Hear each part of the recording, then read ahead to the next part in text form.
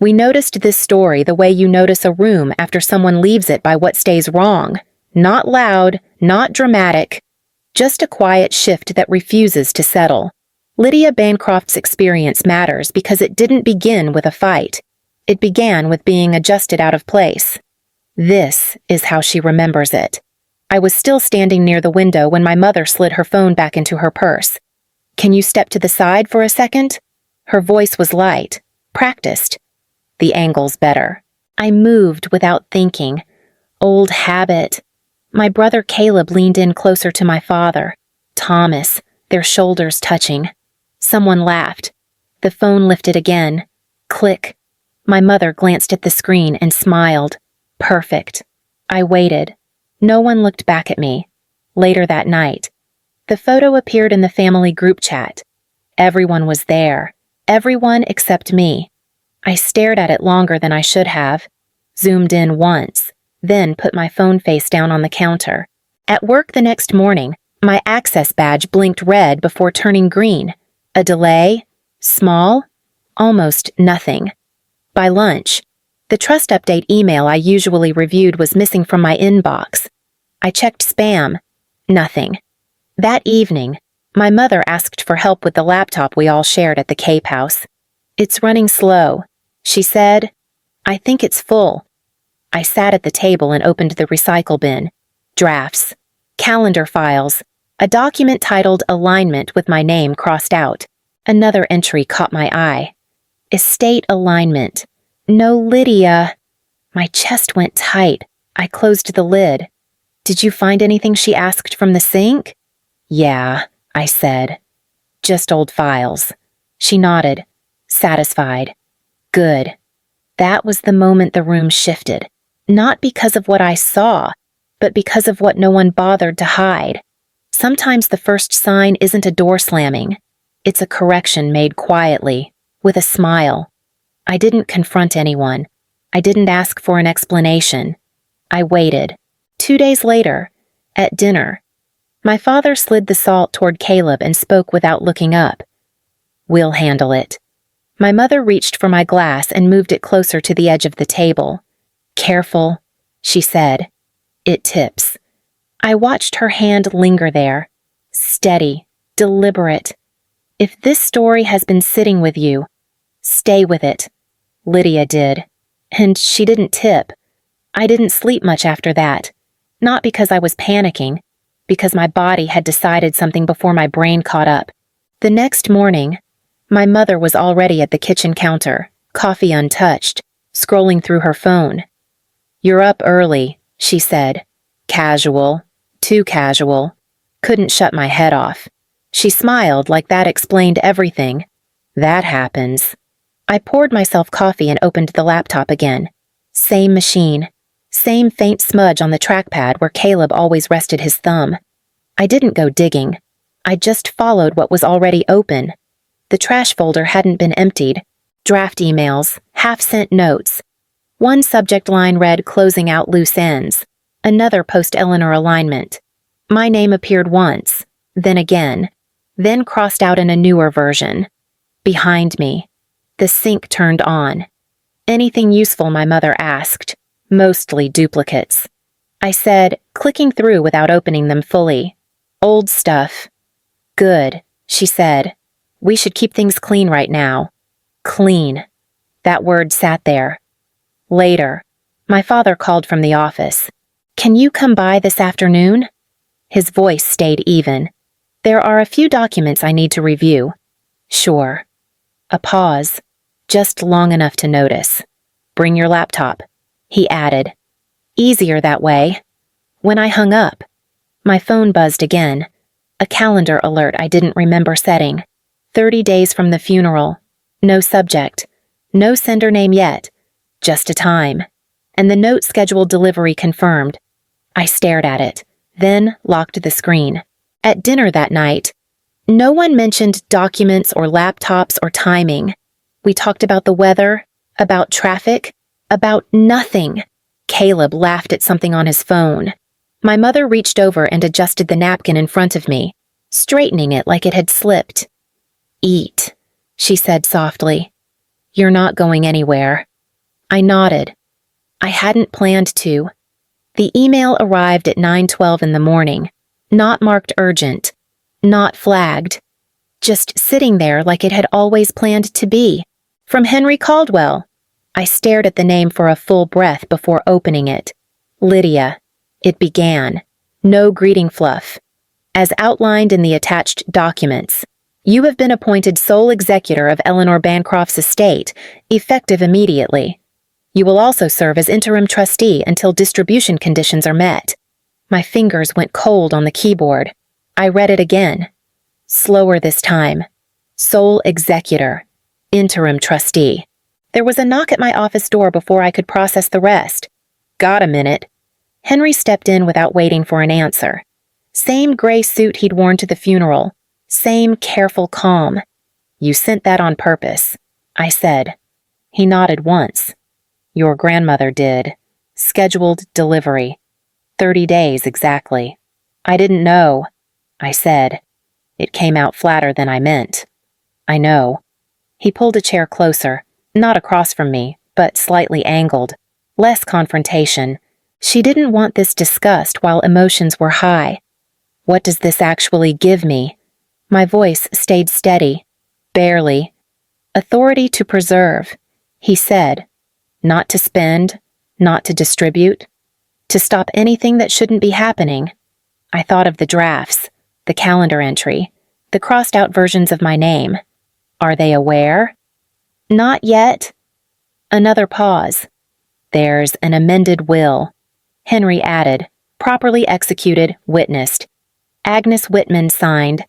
Agnes, my grandmother's bridge partner, the one who never missed a Tuesday. Henry slid a folder onto my desk. Thick, heavier than it looked.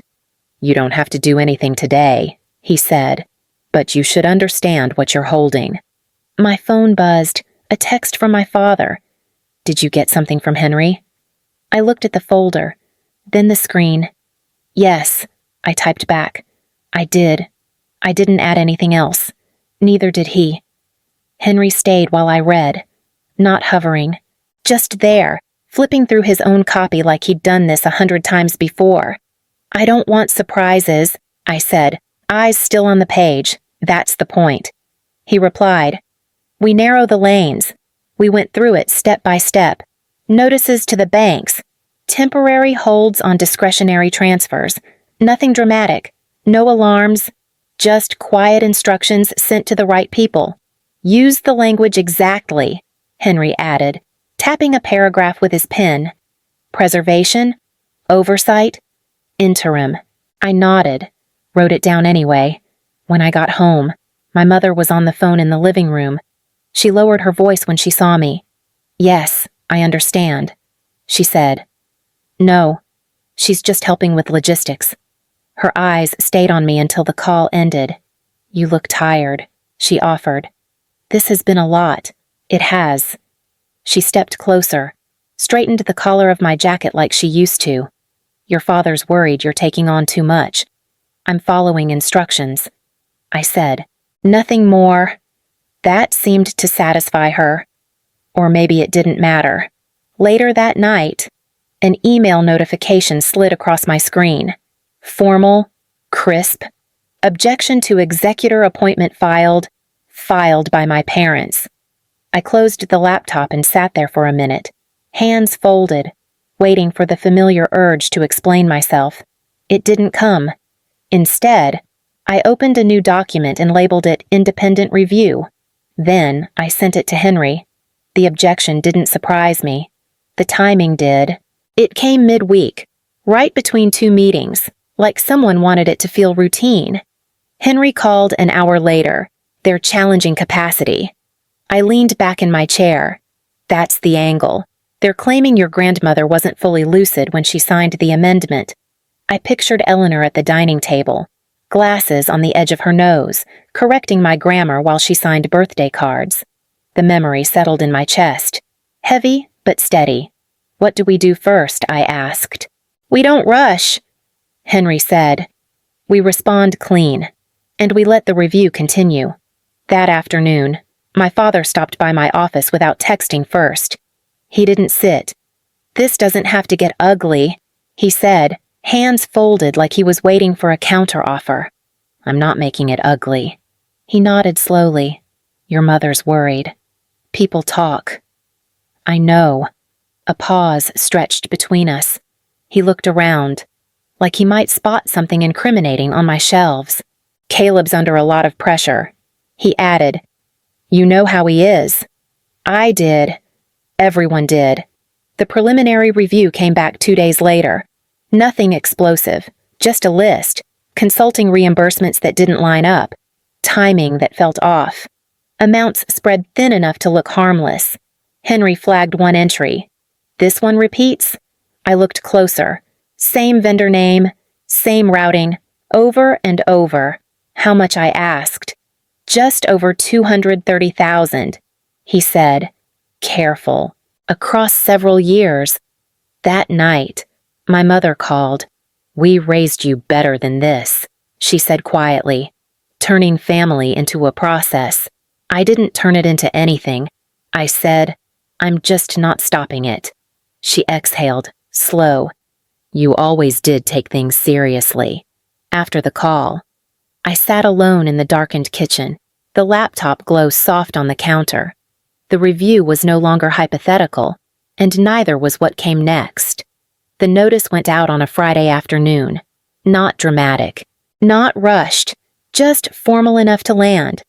Henry reviewed the language one last time. Independent audit, temporary measures. No conclusions stated. "Send it," I said. By Monday morning, the replies started coming in. Some short, some careful. One asked to reschedule. Another asked if Thomas would be present. "He will," Henry said. "So will Caleb." I printed the agenda and slid it into my bag. The paper felt heavier than it should have. At the office, people avoided my eyes in that polite way that pretends not to notice tension. Someone held the elevator door longer than necessary. Another person smiled too quickly. Caleb texted just before noon. "Didn't know you were into meetings now." I didn't answer. In the conference room, the long table was already set. Water glasses half full. Notepads aligned. Thomas arrived early and stood by the window, phone pressed to his ear. He didn't turn when I walked in. "You didn't warn us," he said once the call ended. "The notice was clear," I replied, placing my folder in front of me. Caleb dropped into a chair across the table. "Jacket still on?" "This is getting blown out of proportion. It's a review," I said. "That's all." He laughed under his breath. "Sure." Henry entered last, nodding once to the room. He didn't sit next to me. He sat slightly behind. On purpose. As people settled, the door closed with a soft click. For a moment, no one spoke. Then, Thomas cleared his throat. "Let's get this over with." I opened my folder. "Okay," I said. "Here's what's happening." And, for the first time, no one interrupted. The room stayed quiet longer than I expected. One of the board members shifted in his chair, fingers drumming once on the table before stopping. Someone else reached for water and didn't drink it. Henry spoke first. "The motion is limited in scope. Independent audit. Temporary suspension of discretionary authority. Duration tied to findings." Caleb leaned back. "You're really doing this?" I met his eyes. "We're letting the process work." Thomas shook his head. Slow. "This is excessive." A woman near the end of the table glanced between us. "We've all seen the preliminary numbers." Another voice followed. Not conclusions, but enough to justify a pause. Caleb laughed, sharp. "So that's it. Pause me. Pause Dad." No one answered him. Henry passed out the voting slips. Paper again. Quiet again. Pens scratching, one by one. I didn't look at Caleb when he folded his slip too tightly. I didn't look at my father either. Henry collected the votes, counted them without comment, then set the stack down. The motion passes. Caleb stood halfway, then stopped. "You think this makes you clean?" I stayed seated. "It makes the company careful." A phone buzzed at the far end of the table. Someone silenced it too quickly. Henry leaned closer to me, voice low. The auditors flagged something additional. A single authorization. I nodded once. When, during Eleanor's hospitalization, the room began to empty in fragments. Chairs pushed back, avoided glances, short goodbyes. Caleb brushed past me at the door. This isn't over. I watched him go, then turned back to the table. Henry closed his folder. No, he said quietly. It started.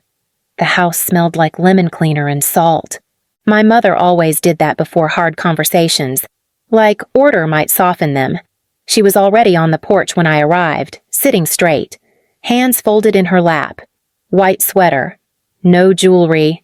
You came? She said. I said I would. The wind pushed at the screen door behind me.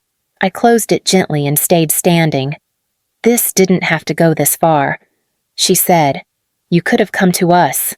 I did. I said, For years. She looked past me, toward the water. I protected this family. You controlled it. Her jaw tightened. Then she smiled. Thin. Same thing.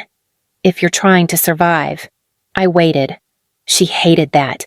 When my parents cut me out. She continued, voice steady. No one warned me. I learned the rules the hard way. I wasn't going to let that happen again. By doing it to me. She finally met my eyes. You were strong enough. That landed harder than anything else. She stood and stepped closer, lowering her voice. You win this. Lydia. I know that. But you're going to be alone. No holidays, no calls, no soft landings. I felt it then. The pull. The old instinct to fix it. I'm not trying to erase anyone, I said. I'm trying to end it. She studied my face like she might find a crack. Then she nodded once. You always did take things to the end. We stood there a moment, listening to the water slap the rocks below. A gull cried somewhere out of sight. When I turned to leave, she spoke again. Caleb won't survive this. I paused. He already did. Over and over. She didn't answer. As I walked back to the car, my phone buzzed. A message from Henry. Court date confirmed. And Lydia. There's room for discretion. I sat behind the wheel for a long minute before starting the engine. I knew what that meant, and I knew what it would cost. The courtroom emptied faster than I expected. No raised voices, no final stares, just chairs sliding back and footsteps moving on. Henry walked with me to the elevator.